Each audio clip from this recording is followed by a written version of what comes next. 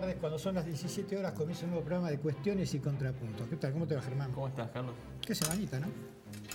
La peor semana de Macri, dicen algunos, incluso medios amigos, ¿no? La verdad que si es la peor semana de Macri o del gobierno, me tiene sin cuidado. Me parece que es la peor semana para la Argentina y para los argentinos. Eso sí. Eso sí, porque... a ver, aparece Cavallo, reaparece el Fondo Monetario Internacional, volvemos al Fondo Monetario Internacional, viene el blindaje, megacanje, como le quieran llamar. Es una película que ya la vimos. Y si no es la misma película, será una remake. Y yo no conozco ninguna remake cuyo argumento sea distinto del original y el desenlace sea también diferente. Era previsible de todas maneras, ¿no? Vos vas a decir que decían que no iban al fondo, pero bueno. Vos tenés en tu casa déficit durante 20, 25 años, cobrás 20.000 y gastás 25, 30. ¿Qué haces? ¿O ajustás o pedís crédito? Sí, el tema es que si el ajuste lo hago matando de hambre a mis hijos y la que me escolaseo la sigo escolaseando, bueno, entonces es una para cosa. No matar el hambre pedís crédito. Entonces, no. Primero tengo que dejar de escolasear. A la comida a mis hijos se la tengo que dar siempre. Y si no me alcanza, pedí un crédito hasta de comer. Acá lo que pasó es que, por un lado, el déficit fiscal es superior incluso al de Cristina Fernández de Kirchner. ¿Por qué? Porque la gran transferencia que hicimos nosotros, los particulares, a través de las tarifas, que están menos subsidiadas, todo ese ahorro que hizo el Estado, bueno, se lo gastó en la timba financiera. Y más de eso. No se endeudó, que no estamos endeudados, al nivel que sí, que había deuda. Sí, había deuda, pero era una deuda que, de eso lo vamos a ver después con economistas, pero a trazo grueso, era una deuda mucho más chica que la actual y la deuda en dólar era muchísimo más chica. Teníamos más deuda interna. ¿Y cómo sostenías el Y después tenemos una balanza comercial con un déficit récord, 10.000 millones de dólares, récord. Y después a las mineras, a los ojeros, que son los grandes ganadores, le financiamos el Estado sacándole. Entonces, vos digamos, ¿cómo me estás haciendo? Entonces, matás de hambre a tus hijos y seguís escolaseando. Sí, no, sin duda sí, hubo muchísimos errores. Cuando dicen del ajuste... Es una cuestión de convicción, que tampoco sorprende, ¿no? Porque la gente, yo creo que no hay que, como me decían fuera de cámara, a ver, la gente sabe lo que vota, ¿eh? No, digamos, tiene claro, la gente sabe a quién va a votar. A ver, que la gente, que vos me decís que el 50% que votó a Macri votó para que vuelva al Fondo Internacional. Yo te digo que ya hay mediciones la concretas. Gente no sabía que es un gobierno de derecha. Pero la gente dijo... Y que iban a salir beneficiados los grandes empresarios. ¿Qué le dijeron? Eso no le dijeron a la gente. A la gente le dijeron, no te vamos a sacar el fútbol. Le dijeron a la gente... Pero tan estúpida la gente que volvió a votar en el 2017. Yo no creo que la gente sea estúpida. Pero claramente votó otra cosa. La engañaron, entonces la culpa es del engañado, no del Fueron que engaña. 2 años en los que ninguna de las promesas de campaña se cumplieron, así todo en la legislativa le volvieron a dar un guiño al gobierno. Sí. Habiendo un claro sector opositor con una candidata firme que era la única que podía aglutinar digamos, la representatividad de toda la oposición o gran parte de la oposición, porque el masismo no existía, así todo se le ganó. Sí, ahora encima no hay un candidato firme del Pero vos otro sabés lado. Una cosa, no importa eso. Eso es lo de menos. No llegaba al fondo. No iba a haber de todas maneras ajuste. No iba a salir la reforma laboral. Pero vuelvo a repetirte. El ajuste es en dónde querés ajustar, en decisión política. ¿Qué es lo que ajustás y qué es lo que no ajustás? Entonces, vuelvo a repetir, la gente no votó esto. Y a tal punto no votó esto que las nuevas mediciones han salido que el 58% de la gente que votó a Cambiemos, sí.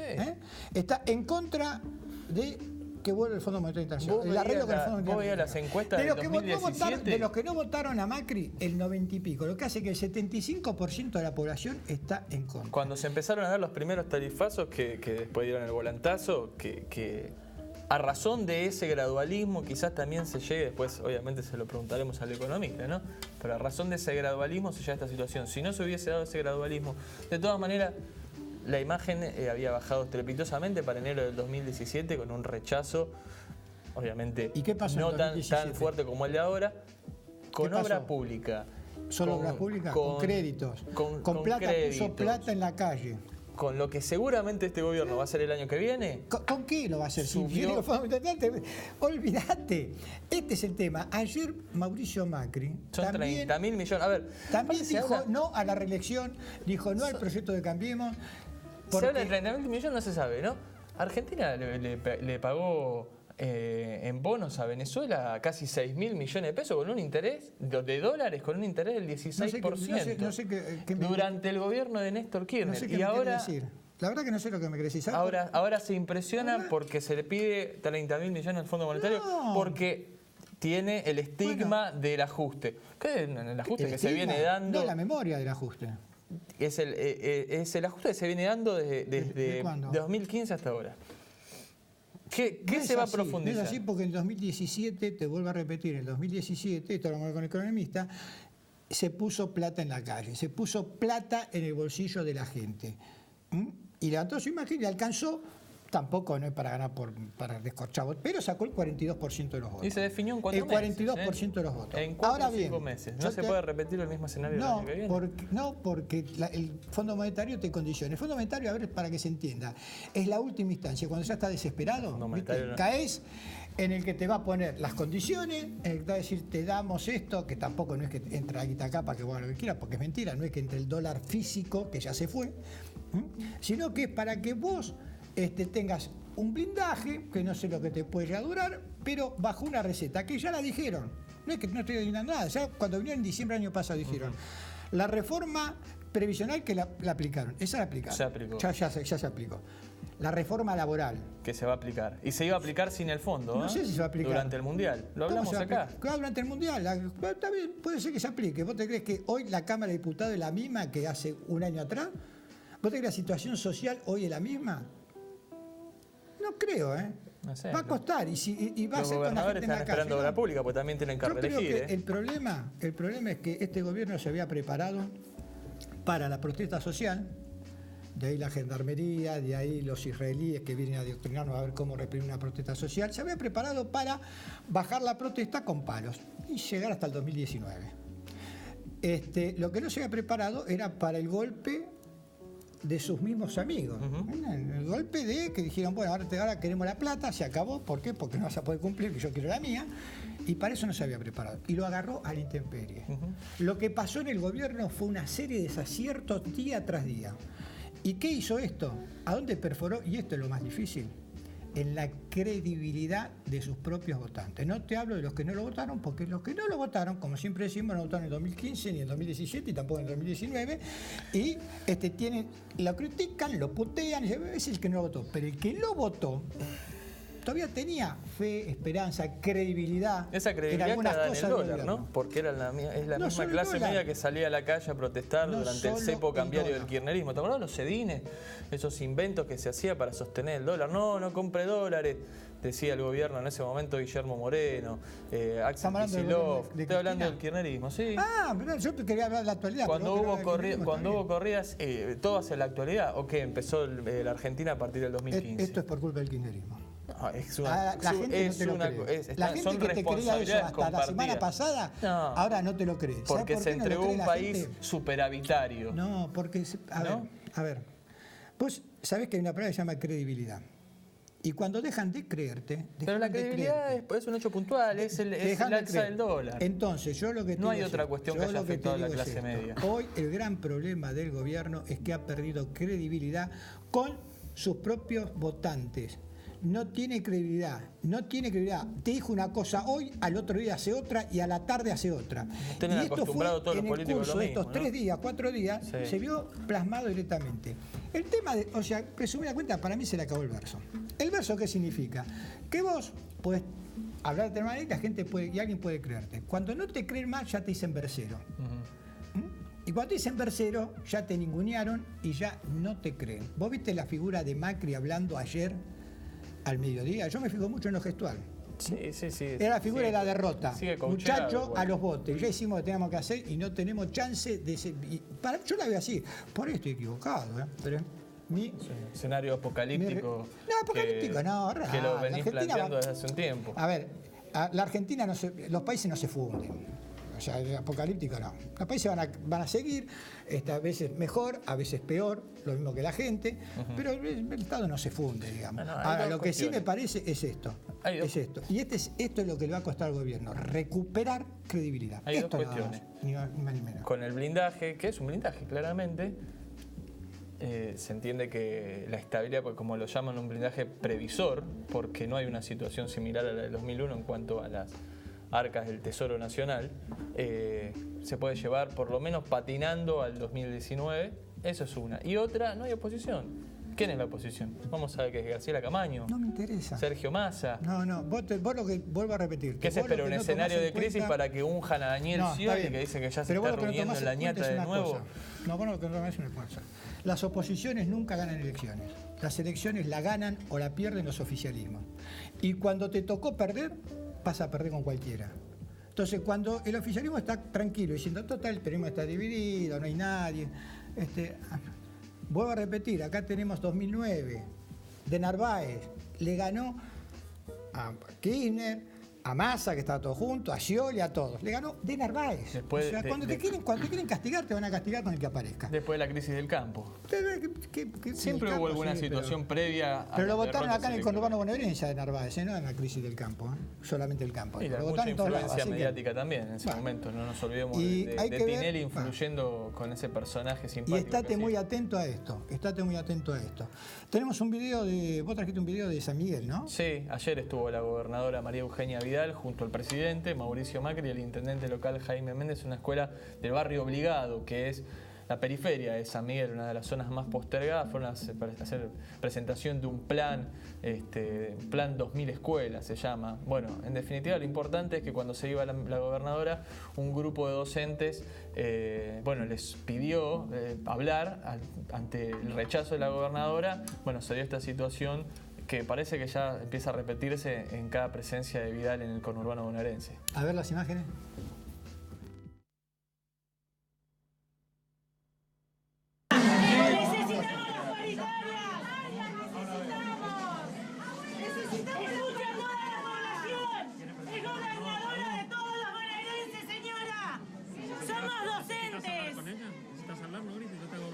Escuchando porque no para. Necesitamos que nos escuchen. Y ver las condiciones en las cuales trabajamos. ¿Por qué no va a todas las escuelas? Escuchen el reclamo de los docentes. Escúchenos, señora. Bueno, finalmente no pueden hablar. El intendente Jaime Méndez intervino. Es intendente que es interino, porque el intendente de San Miguel es el ministro de Gobierno de la provincia, Joaquín de la Torre. Jaime Méndez quiso acercar a los docentes a la gobernadora, pero la gobernadora ya había metido segunda, aró, y se fue como está pasando, como está haciendo en la mayoría de los distritos donde no solo tiene reclamos de los docentes, sino de distintos trabajadores. Antes eso se veía cada vez que Macri visitaba el conurbano, ahora ya se ve incluso con la figura de la gobernadora. Ha salido en un diario nacional, amigo del gobierno, Clarín, una nota muy analítica de esta situación, que es la figura de Vidal, digamos, que vendría a ser la salvaguarda de Macri, que no se pueda presentar en el 2019 según su intención de voto, empieza a ser también castigada por la opinión pública. Bueno, estate atento a esto, porque yo creo que esta figura de Vidal, que hasta ahora durante estos 2 años se mantuvo en columna, me hace acordar mucho también al ex gobernador, a Daniel Scioli, ¿te acordás? Que decían que era de amianto, que pasaban las cosas que pasaban en la provincia de Buenos Aires y nada lo inmutaba. Hasta que se fue en plena indestructible. Sí. Hasta que dejó de serlo. Me parece que vamos a ver esto, que van a comenzar a perforar esta invulnerabilidad que tiene hasta ahora una María Eugenia Vidal. De Management and Fit que se conoció esta semana, que obviamente sigue marcando como cae estrepitosamente la imagen de Mauricio Macri. Por primera vez muestra paridad entre los que aprueban y desaprueban el gobierno en sí, no las imágenes, sino el gobierno de María Eugenia Vidal. Están alrededor de un 50 y 50, 48, 49, con un 2 o 3% que no saben y no contestan. Sí, es preocupante para el oficialismo estos datos. Pero estamos acá con Cristian Cáceres. Cristian Cáceres es un dirigente de SUTEBA, de la agrupación Gris. ¿Qué tal, Cristian? ¿Cómo estás? Hola, ¿qué tal? ¿Cómo están? Él nos pidió derecho a réplica. ¿Por qué? Porque en el programa de la semana pasada, el concejal de 3 de febrero, Marcelo Bello, se refirió a los docentes de esta manera. Para prestar servicios, o sea, para un sentido. Por ejemplo, todo este tema de la educación. Nadie habla del objeto principal de para qué hacemos todo este circo de la educación, circo en el mejor sentido de la palabra, ¿no? Todo este esfuerzo de la educación, que es para el alumno. Entonces, si después de 20 años de hacer todo esto, nos damos cuenta que el alumno cada día lo educamos peor, nos tenemos que sentar y decir, muchachos, dejémonos de joder. Entonces, el estatuto del docente está bárbaro, viven de licencia, de joda, todo bárbaro. Docentes que te pasan licencia y están en Brasil. En este momento te ganás un montón de amigos. Me importa un comino porque lo puedo demostrar. Docentes que se van a un campeonato de póker a Brasil y te pasan licencia. ¿Dónde está la ontología profesional de ese docente? Docentes que aprueban a chicos que no saben. A ver, esto lo vimos todos los últimos años. ¿Y dónde está tu cuestión profesional? O sea, vos sos médico, vengo yo que estoy con un cáncer y me firmás. Bueno, esta es una parte de la nota con Bello, que hablamos de un montón de cosas, pero cuando se habló de los docentes, bueno, vos la escuchaste, pediste derecho a réplica y aquí estás. ¿Qué tal? ¿Cómo están? Buenas tardes. No, yo en realidad más que hablar de Bello, que para mí es un farabute de la política, un personaje bastante gris, tengo la desgracia de conocerlo hace muchos años. Creo que le genera un gran desprestigio al Consejo Deliberante. Creo que en todas sus palabras no entiende que él es concejal. Te agradezco que vos yo digo, no me interesa hablar de la persona y más si no está acá, ¿no? Yo igual le dije a Bello que ibas a venir, que habías pedido derecho a réplica, pero digo, de lo que él dijo. Digo, vamos a algunas cosas puntuales. Se van a jugar al póker, se van de licencia, están... A ver, primero quisiera hacer alguna... Para no olvidarme ninguna, anoté los 5 puntos, las 5 cosas que dijo. Habla de Baradel y su banda de delincuentes, entre la cual debo estar incluido, me parece, o supongo, que lo único que hace este desprestigio o esta campaña de desprestigio, que no, porque el problema no es Bello. Bello va a pasar sin pena ni gloria, su mandato se finaliza en 2 años, tengo entendido, debe estar esperando a ser un buen nene que haga los deberes para que lo lleven de vuelta en la lista. No me preocupa Bello, me preocupa que él representa un discurso que claramente es el de María Eugenia Vidal, claramente es el de intendente Diego Valenzuela, que no se dan cuenta del peligro que genera este discurso. ¿En qué sentido? Primero, que es un funcionario público, con lo cual si conoce a algún docente que pide licencia y se va a jugar al póker, lo que debería hacer es denunciarlo, si no está incurriendo en una falta grave, ¿no es cierto? Cualquier funcionario público debe de denunciar una anomalía. Después se meten con Baradel, en este momento que hablan de Baradel. La verdad es que en la última elección, que fue el año pasado, se ganó ampliamente, se recuperó una seccional importantísima como La Plata, se ganó con un amplísimo margen en San Martín 3 de febrero, en la provincia de Buenos Aires. Vos recién hablaste también de Vidal y de Valenzuela, y nombraste a Baradel. Y fíjate vos que el año pasado, digamos, el enfrentamiento entre Baradel y Vidal, que fue un enfrentamiento muy grande, vos dijiste, Baradel gana en su seccional y Vidal gana en la provincia de Buenos Aires. Es como que el enfrentamiento les vino bien a ambos en sus respectivos lugares. Yo no sé si les vino bien a ambos. Yo sé que le hizo mal a la docencia, le hizo mal a los pibes que ellos dicen proteger, que ellos dicen cuidar. Instalan este discurso mentiroso de los días de paro y los pobres chicos que no tienen clase y me maquillo con cara de cansada y salgo dando lástima en televisión, cuando en realidad no voy a decir los números de las escuelas porque no quiero que tengan represalias de algunos sectores después sus directoras, pero hubo escuelas en 3 de febrero que estuvieron sin clase casi 15 días por tener los pozos ciegos tapados, 15 días sin clase. ¿A alguien le importó que esos pibes no tuvieran clase 15 días? Hay escuelas otra escuela sin clase una semana porque Edenor no vino a conectar la luz después de que se incendió el poste de ingreso. ¿A alguien le importó esa semana que los pibes no tuvieron clases? Yo te consulto si esas escuelas durante el gobierno de Scioli no tenían las mismas falencias. Sí, hay escuelas que la mayoría son bastante viejas. Desde SUTE hemos contrapuesto y hemos discutido muchísimo con Curto. La realidad es que esta gente dijo que venía para cambiar. La realidad es que yo le reconocí muchas veces que había muchísimas estufas en mal estado. Valenzuela prometió que iba a cobrar una plata que había quedado en un plazo fijo que recibió Curto para la educación, iba a comprar estufas para todas las escuelas. No sé qué pasó, pero las estufas de las escuelas no llegaron. decir que tenemos suerte y este invierno no es tan duro. Estamos hablando de que hace poco tiempo se incendiaron algunas cocinas porque les pusieron un flexible para agua en vez de para gas. Esto pasa en 3 de febrero. Esta es la realidad de las escuelas que este señor dice que recorrió en el 2015. Digo, fue un acto de sinceridad. Digo, la recorrió por las elecciones. Parece que ayer, por ejemplo, que yo recorrí varias escuelas del distrito donde literalmente en algunas llovía más adentro que afuera, no las recorrió. Vos pasaste una filmación de una escuela donde hay filmaciones no dando es una vuelta. gotera, evidentemente. Yo insisto en tratar de resguardar el nombre de la escuela por estas situaciones que se generan. Son imágenes públicas que están públicas, que figuran en la red en todos lados. Fotos, filmaciones, es una realidad concreta. El intendente recibió parte de 102 millones de pesos. ¿Tenemos la imagen de la escuela? Es esa, sigamos hablando mientras vemos en imágenes. Bueno.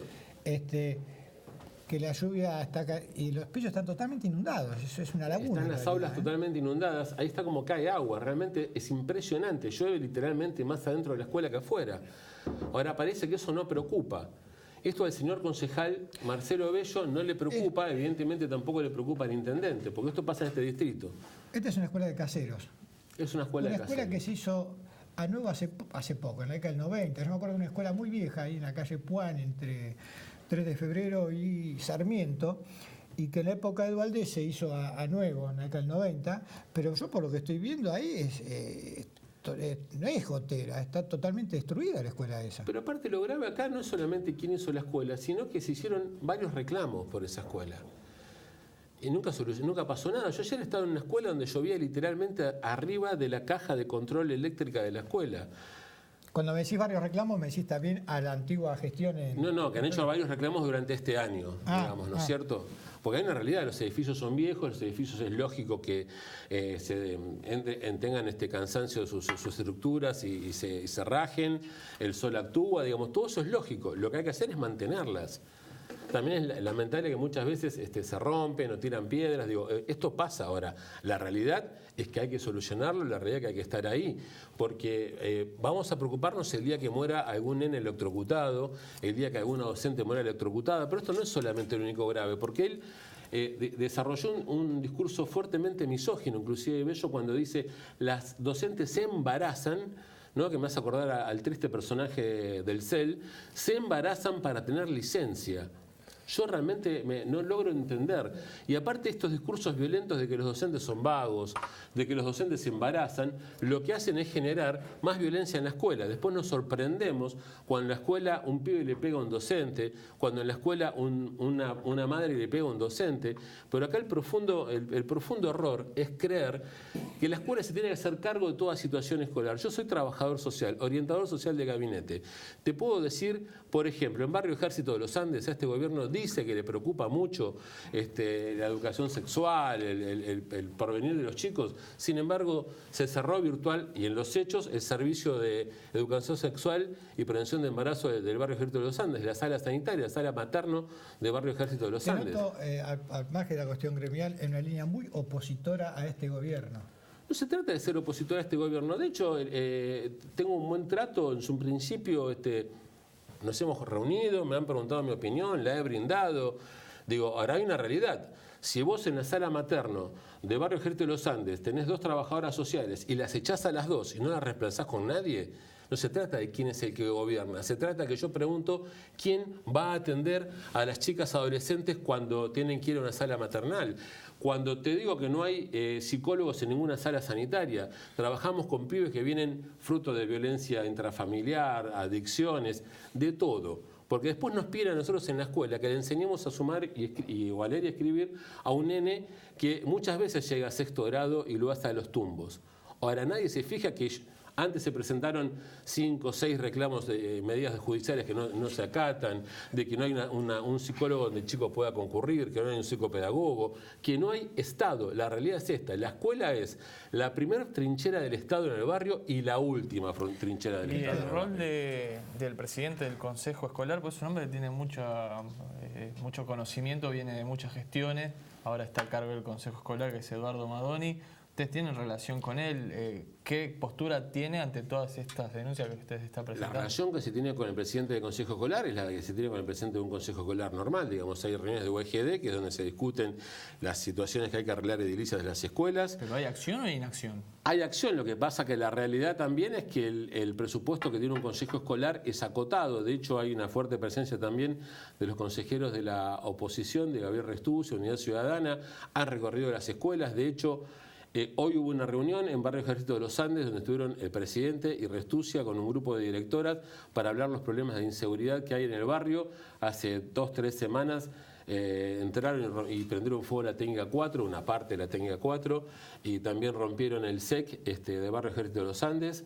Se convocó al secretario de Seguridad, que lamentablemente no se presentó, se lo va a volver a convocar, las directoras van a intentar juntarse con el secretario de Seguridad, no para criticarlo o para tirarle piedras, para decir, mira, está pasando esto, ¿cómo lo solucionamos? No, sí, aparte el problema educativo no es un problema que arranca con este gobierno, o sea, es un problema que ya viene desde hace años. Si bien se invirtió mucho en educación, para mí es una inversión, no un gasto, se invirtió mucho en educación, no se vio esa inversión que fue muy importante, porque si vos agarrás desde el 2000 en adelante, la inversión en educación cada vez fue más creciente y fue bastante importante. No se vio reflejada en los hechos esa inversión con el resultado. Y acá hay un montón de cuestiones, ¿no? Hay un montón de cuestiones. Sí. Y creo que en eso todos tendríamos que ver qué es lo que se puede mejorar, qué es lo que puede hacer también uno desde el lugar que esté para mejorar esta cuestión, porque lo único que nos puede sacar es la educación pública, digamos. Lo único que nos puede sacar es que tengan todos las mismas posibilidades, es la educación pública. Vos me decís, porque si voy a Newman, por ahí después digo que el cuerpo de San Martín lo trajo Rivadavia. Lo que pasa es que cuando yo soy mucho más grande que vos, cuando yo era pibe, en la escuela pública iba el hijo del comerciante, el hijo del que tenía plata en el barrio, y íbamos a los cumpleaños, a las casas del que el padre era un trabajador, y conocíamos las casas con pisos de tierra y las casas donde tenían losa radiante, que en esa época era una cosa, digamos, entendíamos más el entramado social de Argentina. Ahora, hoy, lamentablemente... Yo les puedo hacer una pregunta nada más a ustedes dos, a cualquiera de los dos, digamos. ¿Cómo creen que se siente una docente de Barrio Ejército, de cualquier escuela de 3 de febrero, que tiene un chico por ahí con una situación gravísima en la casa, la justicia que desoye, un Estado que no está presente, el padre que no tiene trabajo en blanco, no tiene obra social, y la docente, pues las he visto, digo, yo no estoy a cargo del aula, yo soy orientador social, la docente que viene y me dice, mira, busqué esto en Google para ver si puedo trabajar con esta nueva técnica, y que atiende a 30 pibes que por ahí muchas veces son 5 grupos diferentes porque tienen distintas realidades, y escucha que un muchacho como este dice que somos una banda de delincuentes, o que la gobernadora no puede parar un segundo para hablar con los docentes, son docentes. Pero cuando se generaliza, Cristian, siempre uno se equivoca. Seguramente si hubo un docente que se fue a jugar al póker, lo que tendría que hacer ellos es denunciarlo, como debe haber políticos corruptos, médicos corruptos y verduleros corruptos. Yo no quiero irme sin anunciar y por favor recordar, el 23 de mayo hacemos la marcha federal, es un esfuerzo muy grande que le pedimos a todos los compañeros docentes para hacernos escuchar, para que haya paritaria nacional, para que la gobernadora nos escuche y haga una propuesta real y concreta de paritaria provincial para poner en valor la educación pública, que es la única que de verdad nos salva y nos da una posibilidad de crecimiento y superación. Algunos gobernadores kirchneristas o peronistas no quieren paritaria nacional porque también los complican, ¿no? Sin lugar a duda, por eso el sindicato SUTEBA se ha peleado con muchos gobernadores peronistas y muchos gobernadores del PRO. Somos un sindicato docente, no somos ningún partido político. Gracias por venir, Cristian. No, por favor, muchas gracias a ustedes. Nos damos un corte y al resto estamos con nuestro segundo invitado hoy, con el economista Gustavo Saraceni.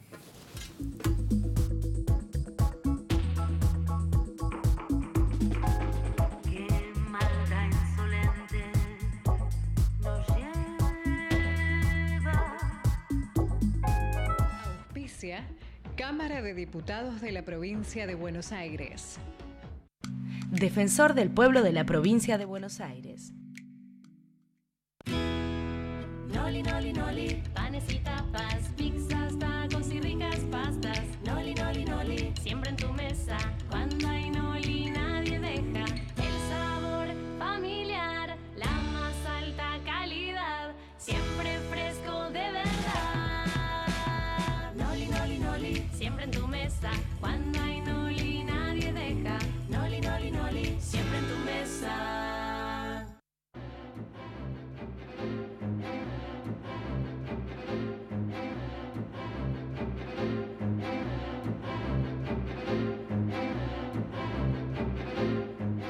Continuamos aquí en Cuestiones y Contrapunto en vivo cuando son las casi 17:30. Bueno, estamos con Gustavo Sarraceni, economista. Gracias por estar acá, Gustavo. ¿Qué tal? Gracias a usted. ¿Qué pasó con la economía? ¿Todo previsible? ¿Voló todo por los aires? ¿No pasa nada? Previsible no. A ver, vamos al origen del problema que tenemos en la última semana, que es que cambió la tasa de interés de los Estados Unidos. La inversión más segura considerada en el mundo son los bonos del Tesoro de los Estados Unidos. Cada vez que Estados Unidos sube la tasa, muchos dólares que están flotando buscando rendimientos por el mundo tienden a volver. ¿Se sabía de esta subida?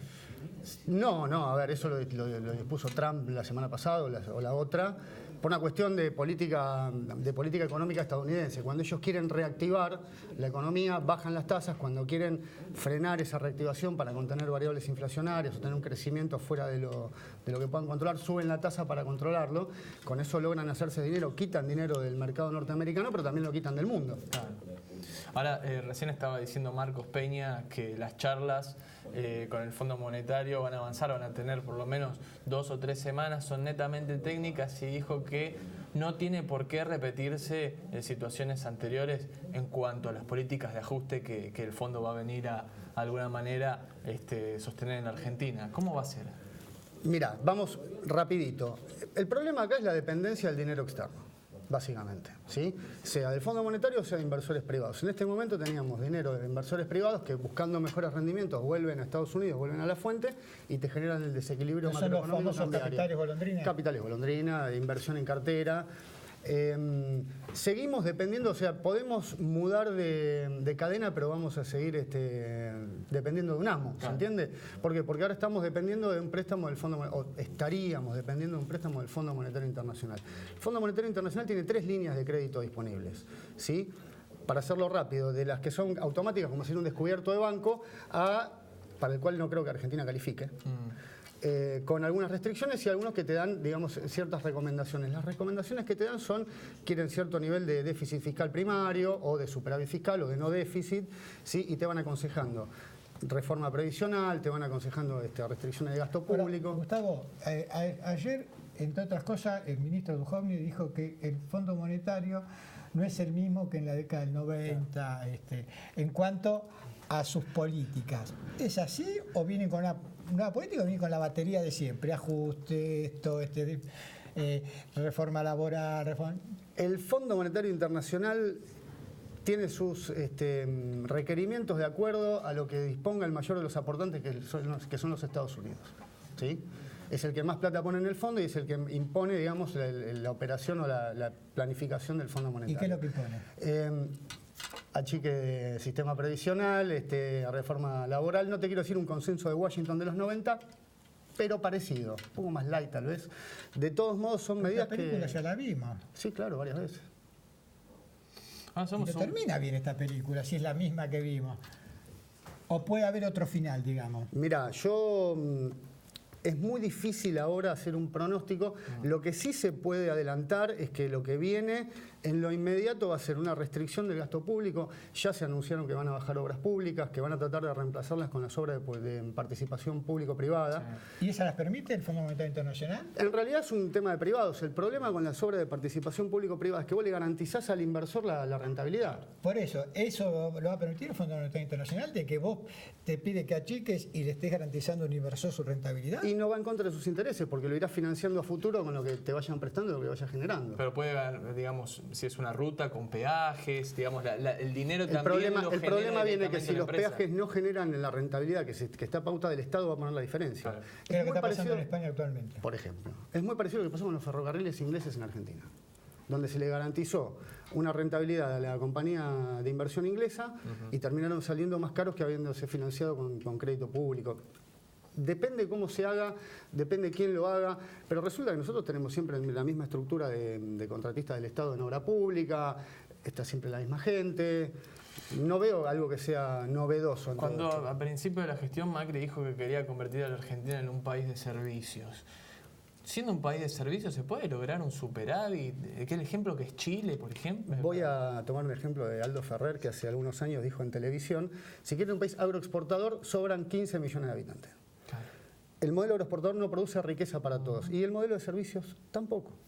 Si vos querés tener un país moderno, igualitario en términos de ingreso, ¿no? Tenés que desarrollar la industria.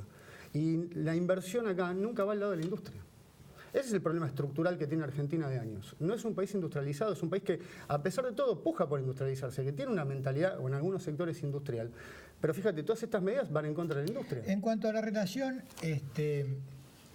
territorio, riqueza natural y habitantes, ¿hay países en el mundo similares a la Argentina?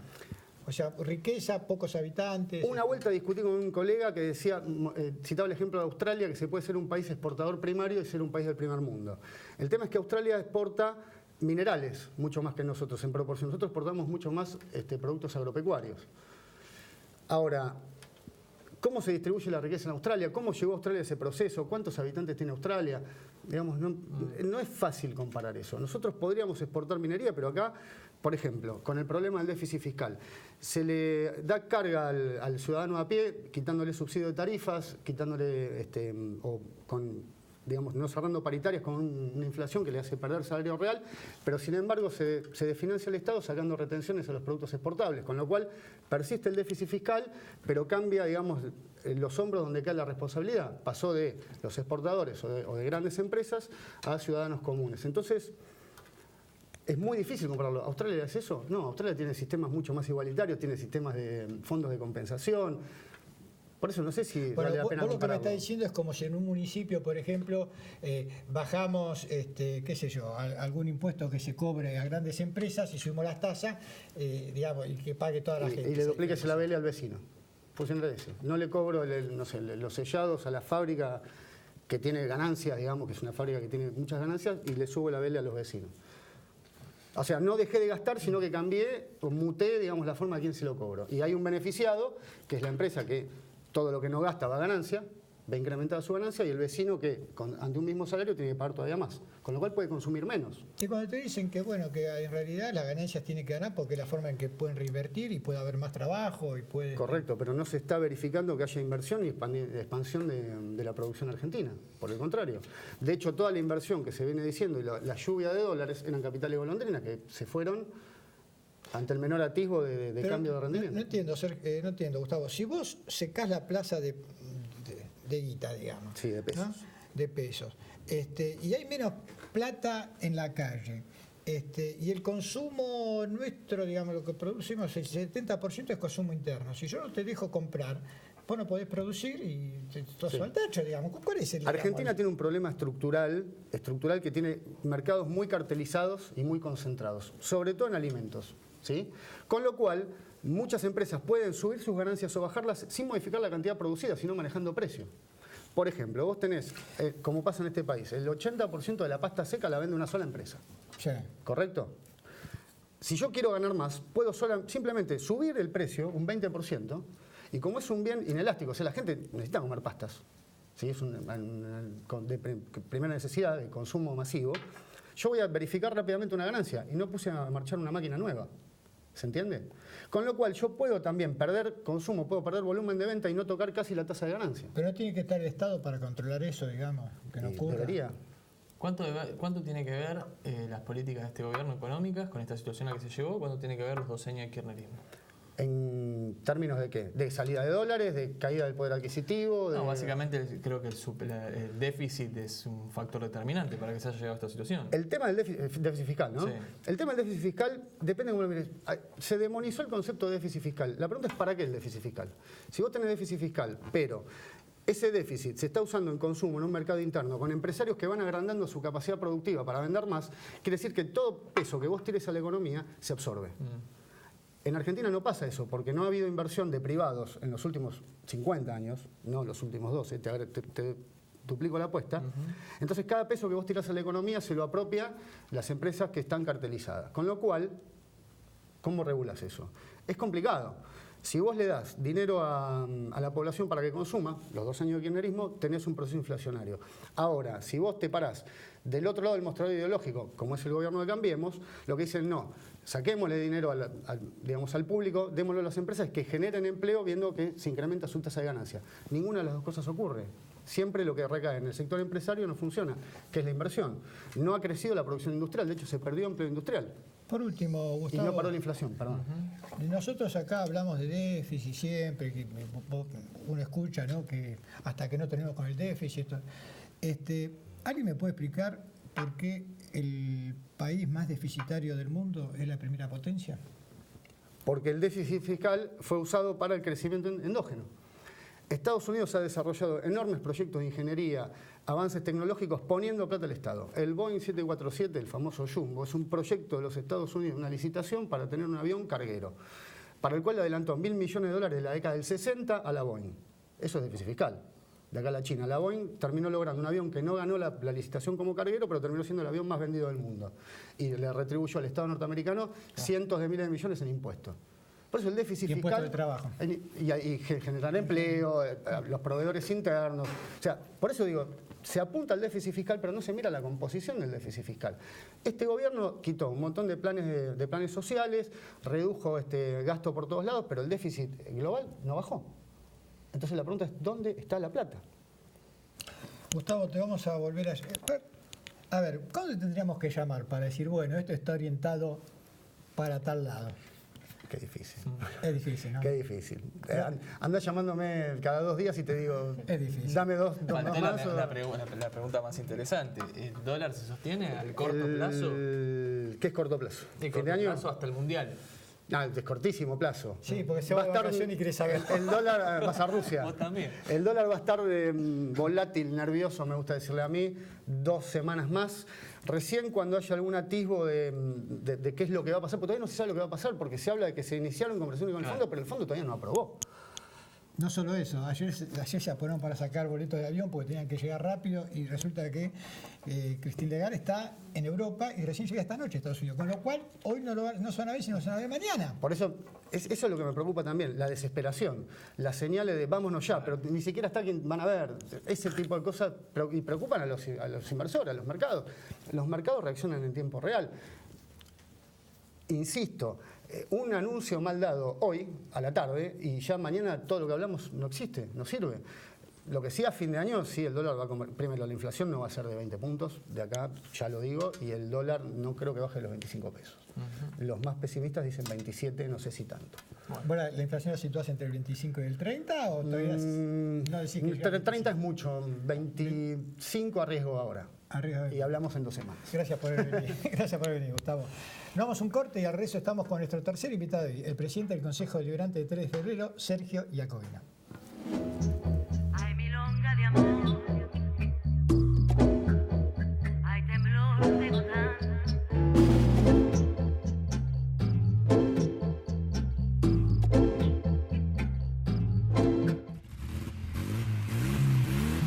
Caballito Automotores. Concesionario oficial Honda. Calidad, servicio y excelencia en atención al cliente.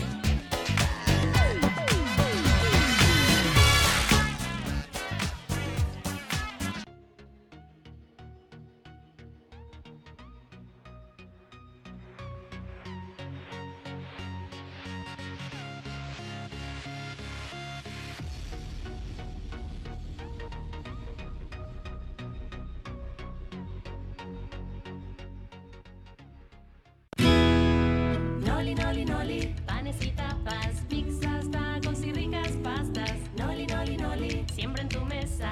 Cuando hay noli nadie deja el sabor familiar, la más alta calidad, siempre fresco de verdad. Noli, noli, noli, siempre en tu mesa. Cuando hay noli nadie deja. Noli, noli, noli, siempre en tu mesa.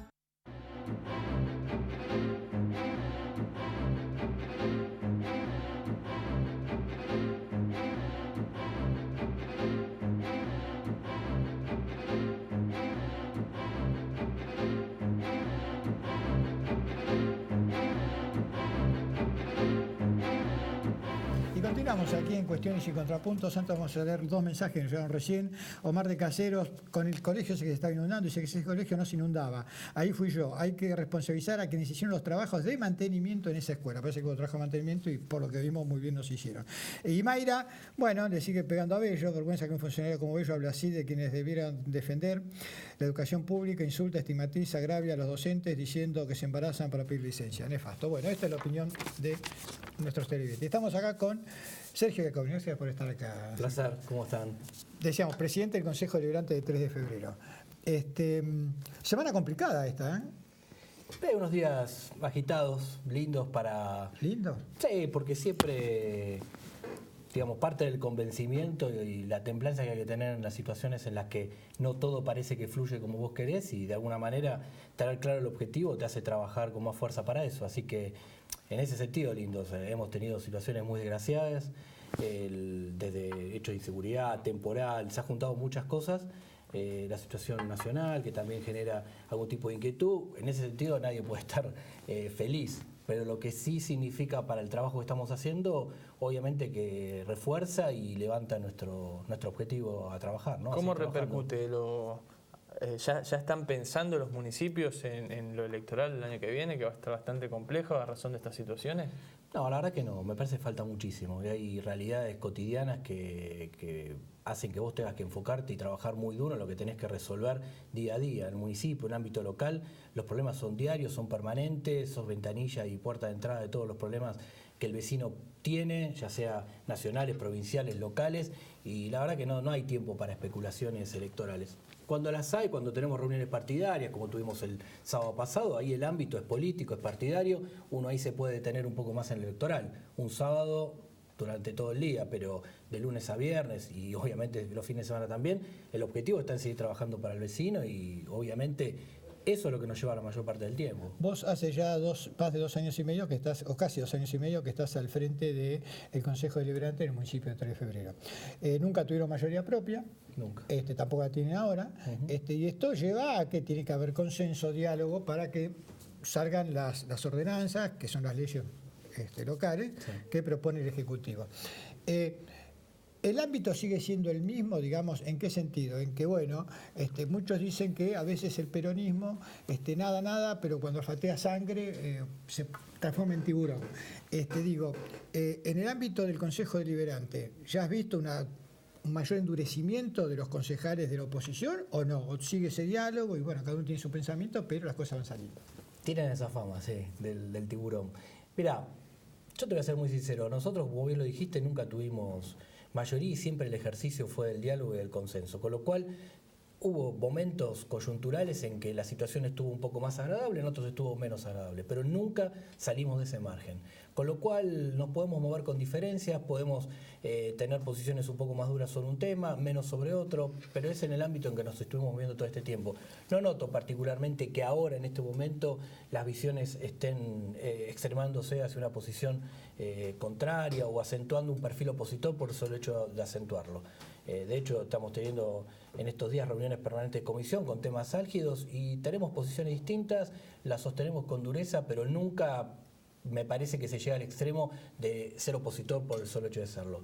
Hay algunas cosas que uno puede generar un poco más o menos de oportunismo político, mientras que no se desbarranque, que en definitiva el vecino y el pueblo lo va a tomar en cuenta eso, ¿no? Si vos te desbarrancás tratando de buscar un oportunismo, un show por algún tema en especial, el castigo viene después por la urna. Así que yo eso no lo noto. Sí tenemos posiciones distintas, sí las discusiones son ásperas cuando tienen que serlas, pero siempre dentro de este mismo marco, ¿no?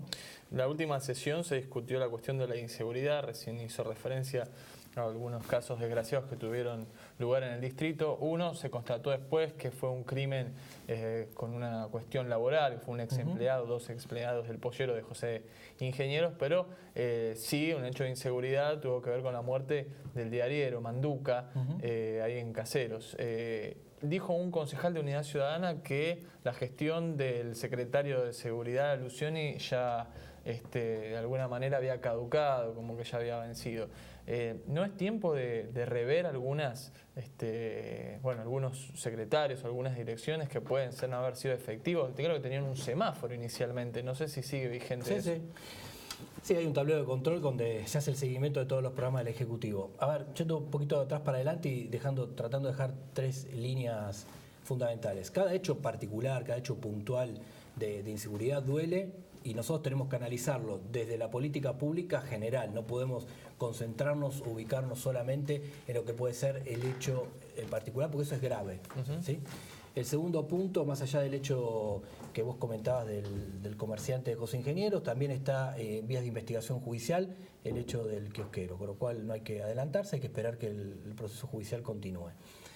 El siguiente punto, la Unidad Ciudadana, PJ, Frente para la Victoria, como ellos se llaman, hacen alguna reflexión sobre el secretario de Seguridad. Creo, y ahí coincido con una mirada que estuvo sosteniendo otro concejal, creo que es la fuerza política menos autorizada para hablar de este tema. Ellos no han hecho nunca ningún trabajo ni el desarrollo de ninguna política pública sobre esto, lo cual no significa que ahora no quieran empezar a darla y son escuchados plenamente, pero creo que deberían tener un poquito más de autocrítica. No solo no desarrollaron política de seguridad, sino que nunca la tuvieron en la agenda. Pues yo puedo aceptar que otras fuerzas políticas, que pueden no gobernar o no haber gobernado, lo tengan en agenda y no estén de acuerdo con nuestro programa de seguridad. Lo acepto, pero es un tema en el que ellos siempre lo pusieron sobre la mesa. Hablo del Frente Renovador y alguna otra variante del peronismo. Pero Unidad Ciudadana, Frente para la Victoria, nunca lo tuvo y cuando fue gobierno tampoco desarrolló una política de seguridad. Entonces, primero reconozcamos que nosotros sí asumimos ese compromiso frente al vecino y estamos desarrollando una política de seguridad en la que, y vale la pena declararlo, somos colaboradores muy intensos, colaboradores con mucha intensidad y hasta el máximo de nuestras posibilidades legales con la provincia de Buenos Aires. Ahora, Sergio, Pero, digamos, no es una definición pura e excluyente del municipio. No, es como, obvio. Yo decido tapar un bache y el municipio lo tapa. Acá nosotros tenemos que trabajar depende de la provincia de Buenos Aires, esto es claro. Pero siempre la cuestión social siempre le toca a los intendentes. Tengan mayor responsabilidad o no. Se colabore y se asuma. Ahora, había mucha gente indignada en el tema, sobre todo de la muerte del diariero, porque había ahí un dron de la municipalidad y parece que no andaba, que no registró escena, porque la escena que había era de un supermercado que estaba ahí. Y ahí sí ya es la municipalidad, digamos, que por ahí hay un dron y no funciona. Sí, eso es la autocrítica que nosotros también hacemos. En este caso en particular, este dron había sido, por un tema de tensión con su sistema de provisión de energía eléctrica, había sido desafectado hacía 2 semanas. La autocrítica que vos podés hacer es, bueno, ¿cuánto lleva de nuevo instalarlo? ¿Por qué no tuvo la suficiente capacidad? Hablamos de domo. Del domo, perdón, dron, sí, correcto, domo. ¿Por qué no se pudo corregir? Eso hay que aceptarlo también. Ahora, el programa de desarrollo de la instalación de las cámaras y demás se viene cumpliendo tal como fue previsto. Y también hay que explicar al vecino que a veces se ve las cámaras que se instalan, el domo que se instala, pero eso requiere un montón de otras cosas. Hay que hacerle una transmisión para que pueda transmitir datos, tiene que tener energía eléctrica, tiene que llegar a un punto, una terminal, donde aparte de tener una pantalla, cámara, una computadora, etcétera, etcétera, tiene que haber un personal capacitado para sentarse. Es decir, poner en funcionamiento una cámara no es solamente la obra material de colgarla. Bueno, quizás nosotros tenemos que ser más claros, explicar al vecino que cuando ve eso no significa que el 100% de todos esos casos estén funcionando, pero el nivel de cantidad de cámaras instaladas y la calidad en la transmisión es incomparable con lo que había hace 2 años nada más. ¿Cuándo se va a inaugurar Tucán? Tucán, el intendente en estos días estuvo circulando por redes. Decimos a la gente que ahí va a ir, digamos, el centro de monitoreo de control ciudadano. El centro de monitoreo que una de las grandes ventajas que tiene, me parece a mí modestamente, es que va a permitir tener mayores puestos de recepción de cámaras. Es decir, yo voy a poder estar a 1000, 2000, no sé, la cantidad de cámaras que el lugar físico lo permita, y este lugar físico permite muchas más. La idea era terminarlo en el transcurso de este mes y los primeros días de junio, creo que se viene cumpliendo. Son digamos, el retraso o los plazos que se están cumpliendo se refiere a la obra civil en sí misma, es decir, circunstancias de la obra civil, no referido ni a presupuesto, ni a que no nos interesa, es decir, digamos, circunstancias que aparecen específicamente de la obra. ¿Y el playón va a estar otra vez habilitado, todo el playón? Sí, entiendo que se va a dar porque hay parte de la dependencia de la Secretaría de Seguridad, va a ir una mudanza temporaria, progresiva, ¿no? Había bastantes obras, o digamos proyectos de obras para este año, que una de las más ambiciosas por ahí era la reforma integral del barrio Ejército de los Andes, que se trajo recién al inicio del programa, la situación que se está viviendo. Con este recorte de obras a razón de la crisis nacional, van a verse afectados algunos de los proyectos que habían 3 de febrero. ¿Ustedes ya tienen la información puntual de que no? Vamos por el principio. Si bien se habló de un recorte de obra, después fue aclarado que aquellas que estaban en inicio de ejecución, o ya planificadas, van a poder continuar. La obra del Ejército de los Andes está dentro de ese marco, con lo cual va a continuar. Ahí el proceso es intenso, la cantidad de recursos afectados es muy importante, porque no solo se refiere a lo que es infraestructura, sino también a un trabajo de contención, espacios públicos, mejoramiento de alumbrado, es fachadas, sensores, es decir, escaleras. Es una obra muy importante con un gran volumen de dinero involucrado, así que bueno, no se va a frenar por lo que tenemos entendido hasta ahora, no estaría dentro de aquellas que en vía de ejecución no se cortan. Sergio, siempre nos quedamos cortos con vos, así que la próxima te voy a invitar para venir al primer bloque, porque hay muchas cosas para hablar, digamos, ¿no? Ningún problema. Y sobre todo, lo que más interesa a la gente es, bueno, ¿cuál es el proyecto de ustedes para seguir haciendo obra? ¿Qué es lo que está en ejecución? ¿O qué está pensando en planeamiento para llevarla a cabo este año, el año próximo? Dejo el título más importante, es el Código de Planeamiento Urbano, que vamos a empezar que ya empezamos a trabajar y que de a poco vamos a ir empezando a tener relación con el resto de los actores de la sociedad. Es un código de planeamiento que viene de la época de la dictadura militar, ¿no? No, el que está vigente es uno del 85-87, no recuerdo bien. Hubo una modificación. Hubo una modificación en el 98 que no fue aprobada por provincia. Bueno, llegamos al minuto y medio final. Para darle un cierre, la semana pasada cerramos con la detención de una narcomilitante de San Miguel, Cintia López alias La Turca, que tenía un nombramiento en el Consejo Deliberante por el Bloque Unidad Ciudadana, y siguen las detenciones con militantes relacionados al concejal Francisco Franco Laporta, en este caso Alicia Benavides, congresal del Partido Justicialista de San Miguel, una mujer muy llegada, incluso lo acompañó a Franco Laporta a verlo al Papa, al Vaticano, detenida la semana pasada junto a su marido en su casa de Ciudad Santa María, en lo que es el viejo San Miguel Oeste, con 30 kilos de marihuana. Están bastante nerviosos. Esa es la foto de Franco Laporta con la militante detenida esta semana. Y en las últimas horas hubo otra detención de otra militante cercana a Franco Laporta. No son cercanos, digamos. Franco se enojó con nosotros en el Consejo Deliberante, le dijo a nuestros cronistas que nos iba a mandar carta de documento a razón de estas informaciones que damos. Franco Laporta, usted tenía militantes que incluso cobraban desde su sector político, hágase cargo. Esta chica o mujer, Ana Landi, fue secretaria del bloque del Consejo Deliberante durante el año 2015 y 2017. También fue detenida en la misma causa que se investiga por narcotráfico a esta mujer que mostramos anteriormente, Alicia Benavides. Todos allegados al sector de Franco Laporta, Unidad Ciudadana de San Miguel. Así que bastante compleja la situación de la narcopolítica en el distrito del oeste del conurbano. Bueno, y nos vamos agradeciendo la presencia de Sergio, lo vamos a invitar. Y también de Sara, que es una vecina de 3 de febrero, que agradecía la voz del docente que defendió nuestro trabajo por lo que dijo en el primer bloque Cristian Cáceres. Y a ustedes también les agradecemos por habernos permitido estar en su casa, como toda la semana. A los que nos ven a la noche, nos vemos a las 22 horas. Y a los que nos ven en vivo, nos vemos el próximo miércoles a 17 horas para más cuestiones y contrapuntos. Han sido muy amables.